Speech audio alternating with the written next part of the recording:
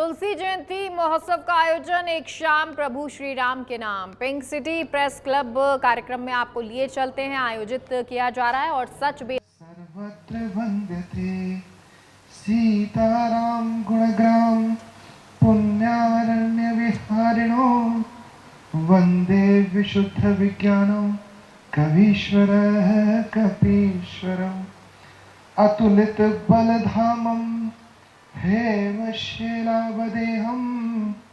धनुजवन कृशानु ज्ञानिनामग्रगण्यं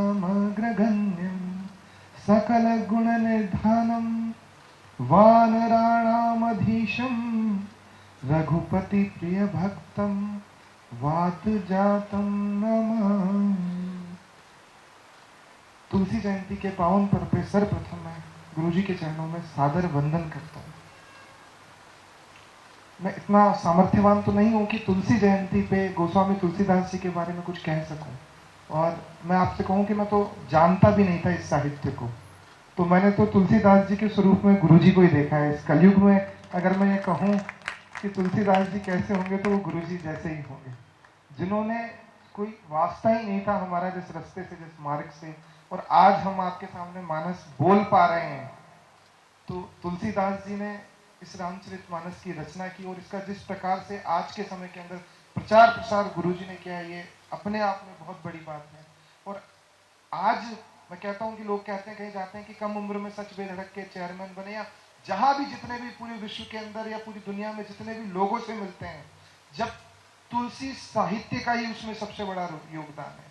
मैं चाहे केंद्र में किसी मंत्री से मिलूं, या मैं कहीं भी भाषण दूं, या मैं मीडिया में भी कुछ भी बोलूं, उसमें तुलसी साहित्य की बात मेरे मुंह से निकलती ही निकलती है, अपने आप ही स्वतः। और उसका प्रभाव ऐसा पड़ता है कि इतनी कम उम्र के अंदर लोगों ने मुझ पर विश्वास किया, सरकारों ने मुझ पर विश्वास किया। तो मैं तुलसीदास जी के बारे में तो क्या बताऊं, लेकिन तुलसीदास जी की वजह से मेरे जीवन के अंदर जो प्रभाव आया है, मैं उस प्रभाव के बारे में आज आप सभी को बता रहा हूं।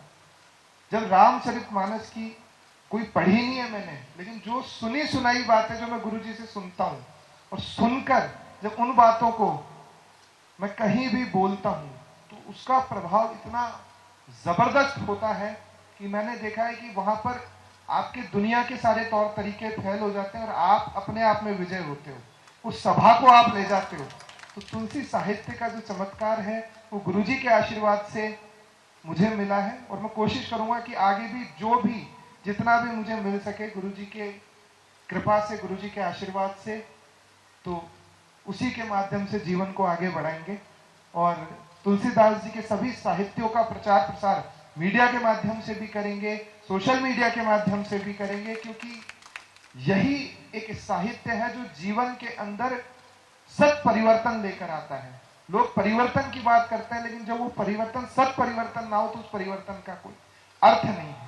आज के हम युग की बात करें तो लोग वेस्टर्नाइजेशन को मॉडर्नाइजेशन समझ रहे हैं, लोग पाश्चात्य संस्कृति को अपनाकर आधुनिकीकरण की बात कर रहे हैं। लेकिन अगर आप तुलसी साहित्य को पढ़ेंगे तो हमसे ज्यादा मॉडर्न कभी कोई था ही नहीं, हमसे ज्यादा। क्योंकि आप देखिए कि जहां वुमन एम्पावरमेंट की बात की जाती है, महिला सशक्तिकरण की बात की जाती है, तो मैंने जो अभी 4 श्लोक बोले उसमें महिला का नाम सबसे पहले, स्त्री शक्ति का नाम सबसे पहले।